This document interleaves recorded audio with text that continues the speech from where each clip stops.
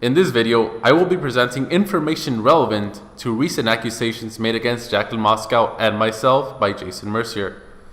Analyzing some hands Jason played at the 2014 and 2015 20-bet high roller. Displaying evidence of me playing and analyzing OFC back in August of 2016, and presenting an investment opportunity. If you are not familiar with these accusations, I will summarize what has been occurring. For several months, many players have been quitting or refusing to play Jaclynn and myself on a popular app for open-faced Chinese poker called Pineapple. I heard directly from someone that the reason for this was that Jason Mercier was telling people he thought I was cheating on the app. Jaclynn heard the same from another player. Then, a third player told me that they heard the rumors and were in the tough spot and unsure of what to do as I was up a significant amount of points. I decided to post about all of this on 2plus2 in an effort to clear our names. Jason responded, admitting to having told approximately 20 to 30 people that he believes I cheat for reasons including the way I seek action, my track record of beating most opponents, and his wife's accounts of my live play.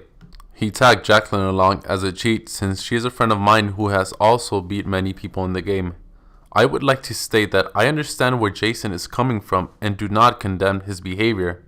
I am extremely confident he never had any intentions of defaming me, but rather had intentions of protecting people from what he sincerely thought was a cheater.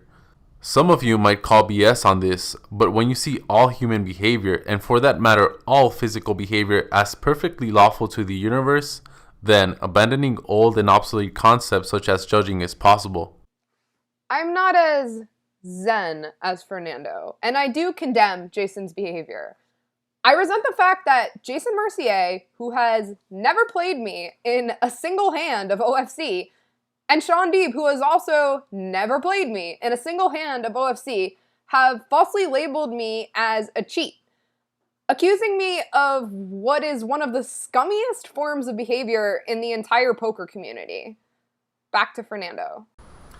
Many of you are probably familiar with Jaclynn, but probably do not know anything about me. I'll start off by telling you that I studied mathematics as a full-time student at Stanford University. I dropped out of Stanford because out of all the career paths or majors presented to me, none of them appealed to me, considering we live in a world full of physical complexity and constant change. I started playing OFC in August of 2015 and I instantly became obsessed and addicted to it. The game constantly made me question a lot of spots, so I started working the math mathematically. Once I felt I had an edge over most opponents, I quickly and desperately started begging everyone for action on the internet, since I live in Mexico and do not know many poker players. Let's go find some OFC action. Hey, you wanna play me OFC? Come on, let's play OFC. No? Ah, fuck.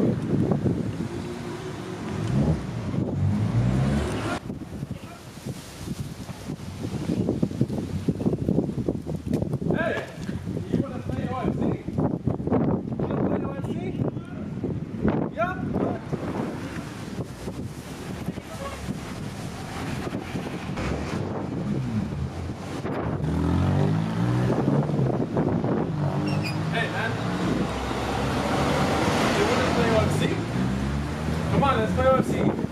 I'll give you 99% rebate.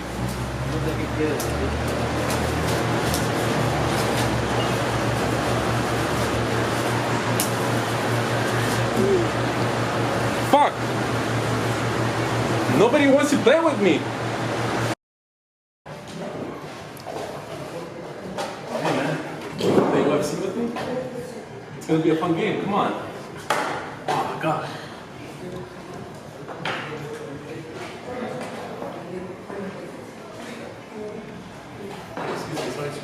You want to play OFC with me? I'll play with your friend too. No? Oh. Okay, I'm gonna play with OFC and give you 99% rebate, okay? You can't take this offer off.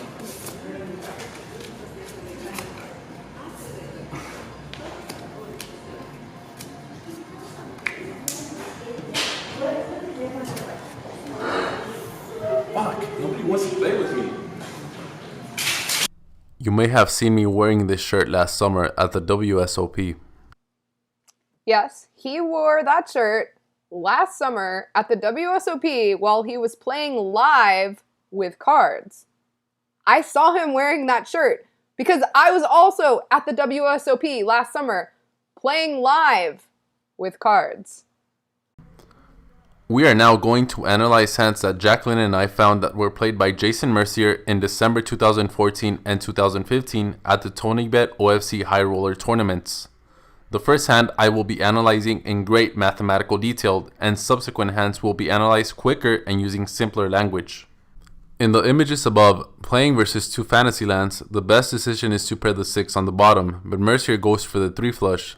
I will make an expected value comparative analysis of both plays. For the 3 flush analysis, I will assume he uses all hearts to complete the bottom first, and that he will pair the bottom if he gets no heart and a jack, 6, and or 3 on the next pool. The approximations will estimate how many points are made in the long run by considering significant events that add EV to the hand, but not the actual EV of his hand versus two fantasy lands.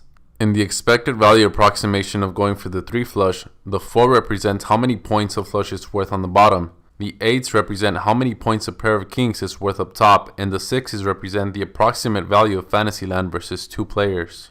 0.553 represents how often the flush is completed. To arrive at this number, we must first look at 0.67, which is how often the flush is completed when all 9 cards to come are pulled at once. Here we have a set of all the possible combination of 9 cards that can come. To derive the probability of the set of at least 1 heart, we find the probability of a set with no hearts and subtract it from 1. Now, to calculate the probability of at least 2 hearts, we use the probability of at least 1 heart and subtract the probability of getting exactly 1 heart. However, in OFC you play with pools of 3, and in the next pool there's a 25.5% chance he will get no heart and instead gets at least 1 jack, 6, or 3. This 25.5% of the time, a flush would still come 45.83% with the 6 cards to come. So in actuality, the flush is completed 55.3% of the time. 0.31 is an estimation of how often a king high flush wins the bottom versus Fantasyland. 0.0618 is a probabilistic approximation of how often you go to Fantasyland with kings up top and a flush on the bottom. To arrive at this, assume you get an ace and a king. Then, the probability of making a flush with 7 cards remaining is 0.5393. But since we receive cards in pools of 3, a better approximation is 0.426. The probability of getting a non-heart ace and non-heart king is 0.13. And the probability of getting an ace and king using either one ace or king of hearts is 0.18. Most of the time, the ace and king of hearts will go on the bottom, and less than half of the time they will be used to pair the middle or top. 0.145 will be used as an approximation of the times we get to pair the middle and top with an ace and king. Therefore, 0.0618 is how often we reach Fantasyland. 0.89 is an estimation of how often a pair of kings wins the top row versus Fantasyland. 0.522 is how often a pair of kings saves from the scoop when making a flush on the bottom.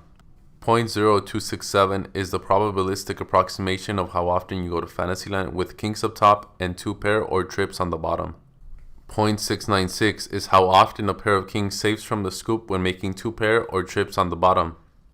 To not get you lost in the numbers, the expected value approximation of pairing the 6 is going to be simply stated. 0.267 is how often a full house or quads are made, and 0.1608 is how often you go to Fantasyland. These calculations are in fact underestimating the value of pairing the 6 because they do not consider the times trips or 2 pair wins the bottom to save us from the scoop, the times king high wins the top, and the times he gets queens or any other pair up top, which are more likely to occur by pairing the 6 than when going for the 3 flush, since he fouls less often and does not have to use the queen of hearts for the bottom. Therefore, his decision is a mistake of at least 1 point based on the model and its assumptions. The only way to get exact EV numbers is by running an exhaustive simulation that goes through every node possible. As of right now, I am unaware of such software existing. The complexity of OFC Pineapple is around 3.8 times 10 to the 60th power. Now, onto simpler analyses of mistakes made by my friend Jason Mercier. His set of Jack 9-8 of clubs on the bottom loses all straight flush value and some flush value with the opponent showing King and 10 of clubs. Jack 9-9 on the bottom and 3-8 in the middle is a better decision. Completely live pairs should be split when you have a 3-card no gapper straight flush with no card showing that immediately block the straight flush. Splitting a 1-gapper 3-card straight flush is very dependent on the other cards you have, especially if you have a queen, king, or ace to increase chances for Fantasyland. Fernando didn't want to include this hand, stating that the error was just too obvious. However, I do think it's pertinent to demonstrate that Jason, who recently self-declared himself on 2+2 as one of the best OFC players in the world, made a massive mistake in this high roller. Jason was in Fantasyland, and he could have set his hand as straight on the bottom, straight in the middle, with trip 4s on top. This set gives 6 more royalty points than the setting he went with, and it additionally sends him to Fantasyland, which is worth approximately 6 points against each player. Anyone who's truly world class is not going to be making these kinds of errors. It's akin to folding aces pre-flop. It's a negative EV decision to put an ace in the middle here, as Jason did, and this is for various reasons. The first one being that using the ace as a builder for Fantasyland loses value in the middle as more aces are dead, and we can clearly see that his opponent is showing an ace. Secondly, 10 is a completely live card. Obviously, the deader the 10 is, the more inclined you would be to put an ace in the middle. Additionally, putting an ace on top maximizes the probability of actually going to Fantasyland. And lastly, putting the ace on top would save Jason a decent percentage of the time from being scooped, which is a very important concept in OFC.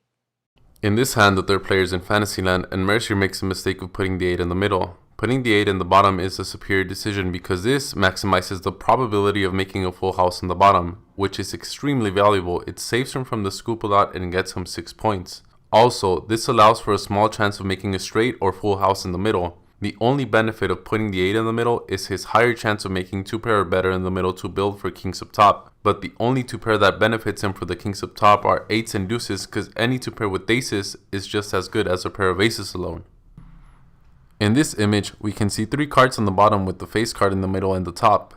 In this second image, we can clearly appreciate that Mercier's initial set was 5, 6, 7 bottom, jack middle, and queen up top.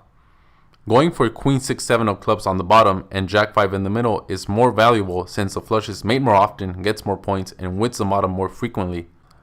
It is important to note that 3-handed Fantasyland loses value because a lot of the time his opponents will play their hands with more information of cards out there, consequently making better decisions. Also, if Mercier goes to Fantasyland, he will lose positional EV since next hand he will be on the button, and playing Fantasyland on the button loses him his positional advantage. Therefore, going for the 3-card straight is not worth the slightly higher percentage of times he goes to an extremely devalued Fantasyland. I was so passionate about OFC that I had a channel where I streamed and analyzed my gameplay. Here's a clip of my first Twitch stream, which was published on August of 2016.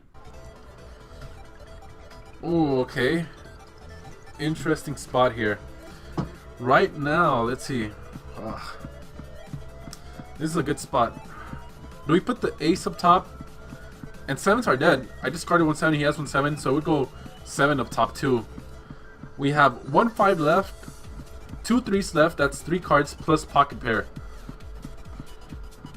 Or, so we have 3 outs plus pocket pair, or do we just put the pair of 7s and try to hit a 1 ace? Oh wow. We're probably not going to get scooped here with the 2-pair in the middle and ace high up top. He's not going to make a flush in the middle. I mean, I have 6 hearts. It's very unlikely. There's 1 ace left.